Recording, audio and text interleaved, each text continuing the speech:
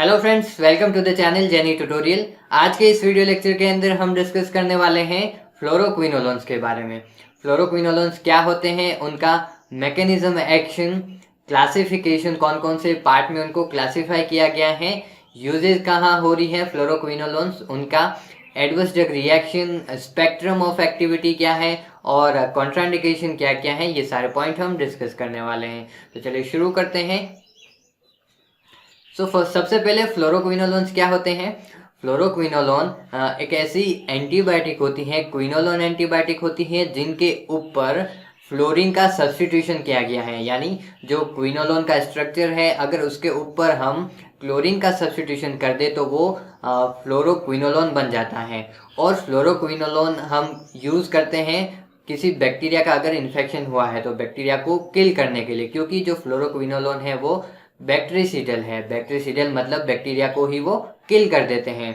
अब देखिए, जो क्विनोलोन है उसके बाद आया था फ्लोरोक्विनोलोन, यानी क्विनोलोन आया उसके बाद आया फ्लोरोक्विनोलोन। तो फ्लोरोक्विनोलोन हम क्यों यूज़ करते हैं, उनके क्या एडवांटेज हैं। तो एडवांटेज हैं इसके, जैसे कि ये एक तो वाइडर स्पेक्ट्रम के होते हैं, ठीक है, यानी बहुत सारे ऐसे बैक्टीरिया होते हैं या वाइडर रेंज के बैक्टीरिया की ग्रोथ को ये इनहिबिट नहीं करते बल्कि उनको किल कर देते हैं, यानी बैक्टीरिया को ही वो किल करेंगे। उसके बाद है फ्यूअर साइड इफेक्ट, यानी इनके जो साइड इफेक्ट्स है, अनवांटेड इफेक्ट्स हैं, वो बहुत ही कम है, लेस हैं, कम साइड इफेक्ट देखने को मिलते हैं।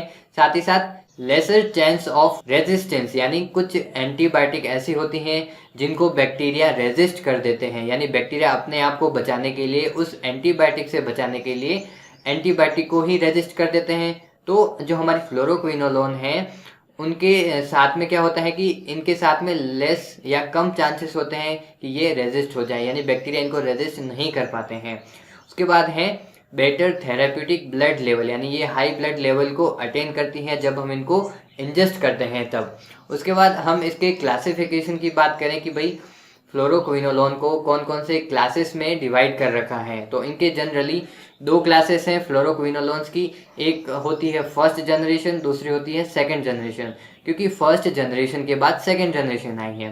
तो फर्स्ट जनरेशन फ्लोरोक्विनोलोन्स के अंदर कौन कौन सी एंटीबायोटिक है, एंटीमाइक्रोबियल ड्रग्स हैं, तो इसके अंदर है नॉरफ्लोक्सासिन, सिप्रोफ्लोक्सासिन, ओफ्लोक्सासिन। ये जो नॉरफ्लोक्सासिन है, ओफ्लोक्सासिन है और सिप्रोफ्लोक्सासिन है, ये फर्स्ट जनरेशन की फ्लोरोक्विनोलोन है। और फर्स्ट जनरेशन की फ्लोरोक्विनोलोन के बाद सेकंड जनरेशन आई, कुछ इम्प्रूवमेंट किए गए फर्स्ट जनरेशन की एंटीबायोटिक के अंदर, जिससे सेकंड जनरेशन आई।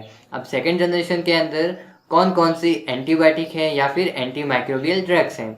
सो सेकंड जनरेशन के अंदर लीवोफ्लोक्सासिन, मॉक्सीफ्लोक्सासिन, गेमीफ्लोक्सासिन, गेटिफ्लोक्सासिन और लोमेफ्लोक्सासिन। ये जो फ्लोक्सासिन है, जैसे कि लेमोफ्लोक्सासिन है, प्रूलिफ्लोक्सासिन है, गेमीफ्लोक्सासिन है और लीवोफ्लोक्सासिन है, मॉक्सीफ्लोक्सासिन है, ये सेकेंड जनरेशन के अंदर आती हैं। तो ये दो जनरेशन है, दो जनरेशन के अंदर फ्लोरोक्विनोलोन को क्लासिफाई किया गया है। अब अगर हम इनके रेजिस्टेंस की बात करें कि भाई जो फ्लोरोक्विनोलोन है जब हम इनको इंजेस्ट करते हैं बॉडी के अंदर जाती हैं और बैक्टीरिया को किल कर देती हैं, लेकिन कुछ बैक्टीरिया ऐसे होते हैं जो कि इन एंटीबायोटिक से बचने के लिए उन एंटीबायोटिक को ही रेजिस्ट कर देते हैं।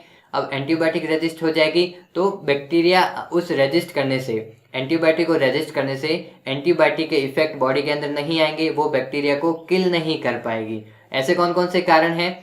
पहला तो है कि बैक्टीरिया क्या करता है, म्यूटेशन कर देता है, कुछ चेंजेस कर देता है। म्यूटेशन करेगा तो क्या होगा, जो हमारी एंटीबायोटिक है ये बांध दीजिए बाइंडिंग साइट है किसी ड्रग की, और ये हमारी है ड्रग। अब ये ड्रग यहाँ पे नहीं जाएगी, बाइंड ही नहीं होगी, तो उसके इफेक्ट नहीं आएंगे, बैक्टीरिया को किल नहीं कर पाएगी। यानी बैक्टीरिया क्या कर रहा है, उस बाइंडिंग साइट पे या कुछ ना कुछ म्यूटेशन कर देता है ताकि जो ड्रग है वो वहाँ पे जाके बाइंड नहीं होगी और अपने इफेक्ट शो नहीं करेगी।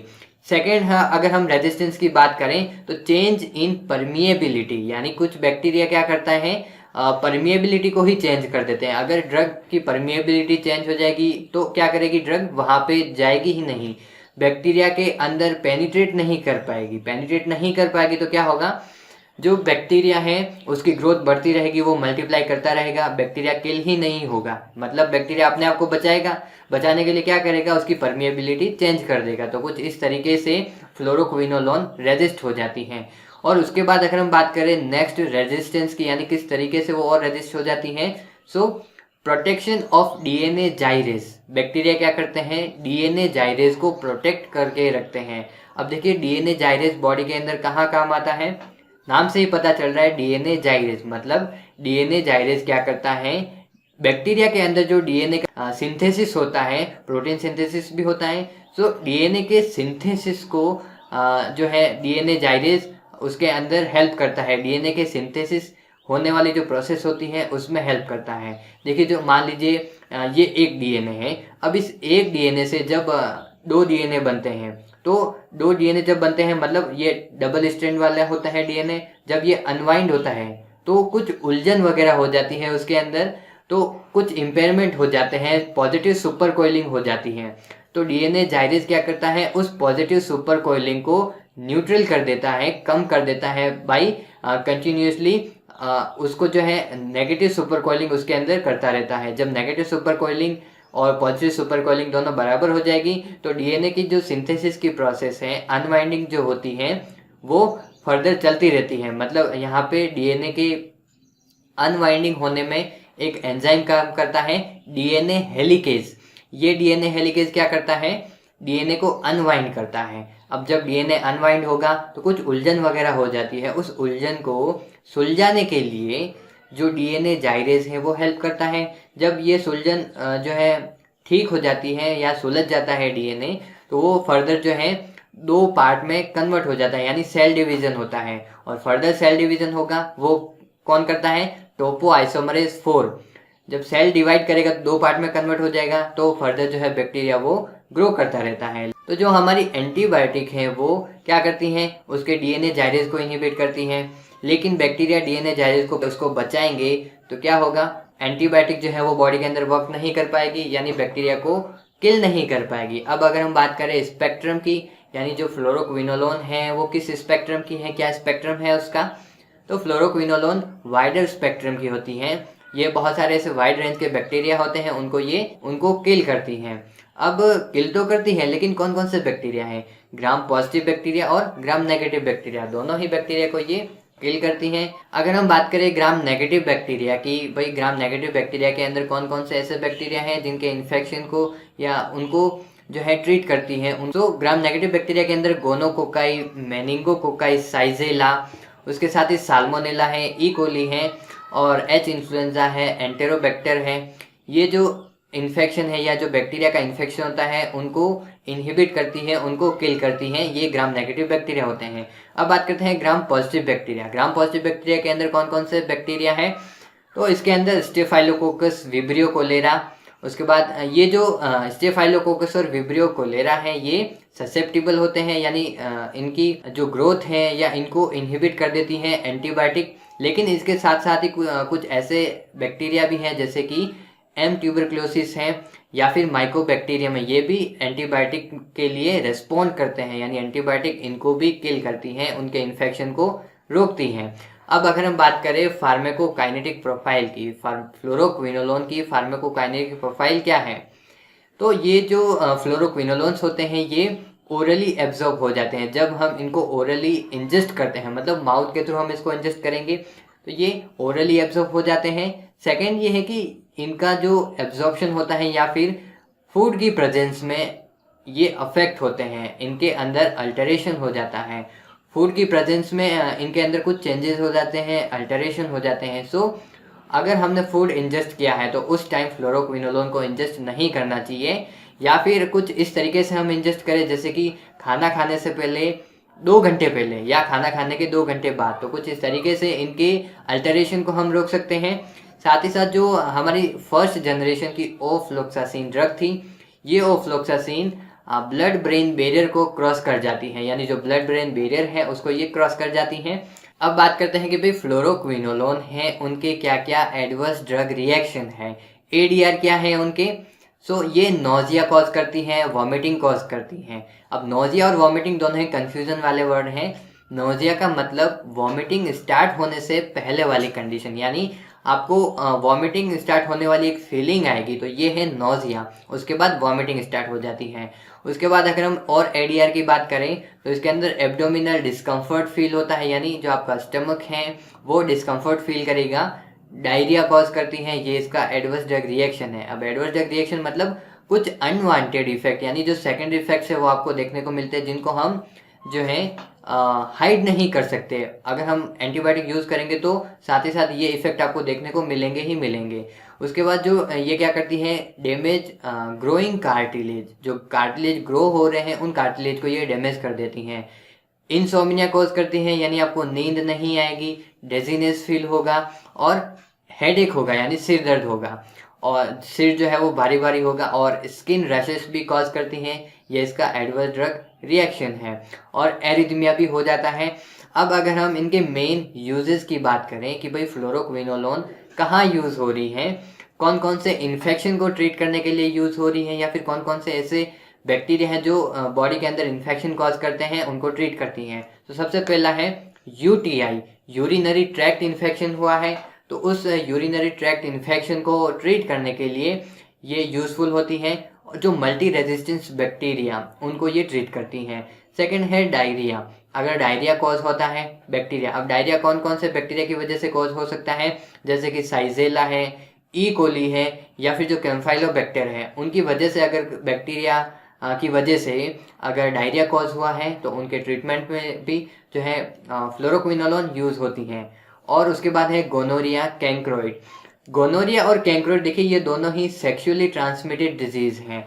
उन दोनों के ट्रीटमेंट में लिए, जैसे कि अगर गोनोरिया की बात करें तो गोनोरिया के अंदर जो है सिप्रोफ्लोक्सासिन यूज़ होती हैं जो कि क्यूरेटिव होती हैं। 250 mg डोज होती है इसकी और ये क्यूरेटिव होती है, मतलब कंप्लीटली उसको डिस्ट्रॉय नहीं करेगी, ओनली उसको क्योर करेगी सिप्रोफ्लोक्सासिन गोनोरिया के अंदर।